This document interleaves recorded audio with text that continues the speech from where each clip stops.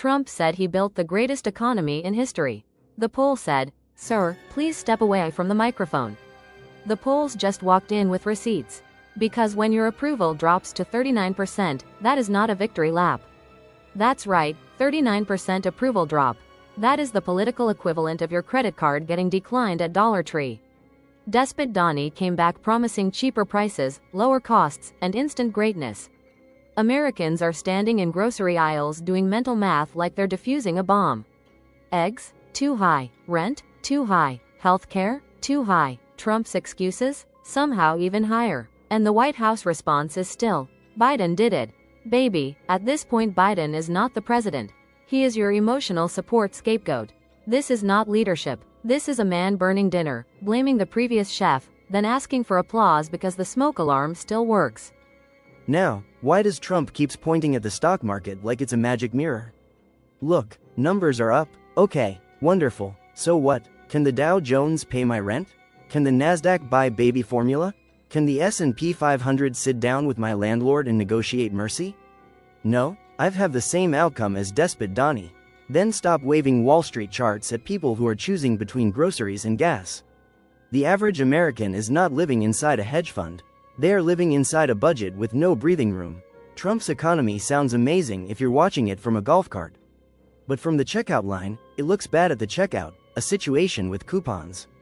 He wants credit for the greatest economy. Make America great again. Walmart, that is the disconnect. The stock market does not make sandwiches. Trump is bragging about the scoreboard, and America is asking why the stadium food costs is more than car payment. They still got that champagne taste on a beer budget. Then come the tariffs. Actually, that should have been Act 1. Sold as strength, packaged as toughness, marketed like America was about to body slam the world economy. But then, the tariff boomerang hit the cash register. But tariffs do not magically disappear in the sky. They land somewhere, and guess where they land? Not on the billionaire donor class. Not on the useless gold-plated ballroom crowd. Not on the guy selling red hats at a MAGA rally. They land at the register. They land in the cart. They land in the price tag. They land on families already counting every dollar like it owes them an explanation. Trump said other countries would pay. It my prayer the God would open his eyes. America looked at the receipt and said, "Then why is my wallet crying?" That is the savage part. The policy gets applause at the podium, then shows up later as a price hike wearing sunglasses. You can call it trade strategy. Regular people call it Tuesday at Walmart, but you know Despot Donnie don't know nothing about that. Hard candy Christmas for the GOP. Now here comes the holiday season. Lights are up, prices are up, patience is down. A lot of families are trying to make Christmas happen with coupons, credit cards, and prayer. Meanwhile, Trump is online asking when he gets credit. Credit? Sir, America is giving you credit. It is called 39% approval. That is the receipt. That is the review. That is Yelp for presidents. The Republican Party tied itself to Trump like a sled dog team tied to a fireworks factory.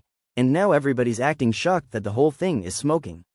Inflation still hurts. Cost of living still hurts. The blame game is old.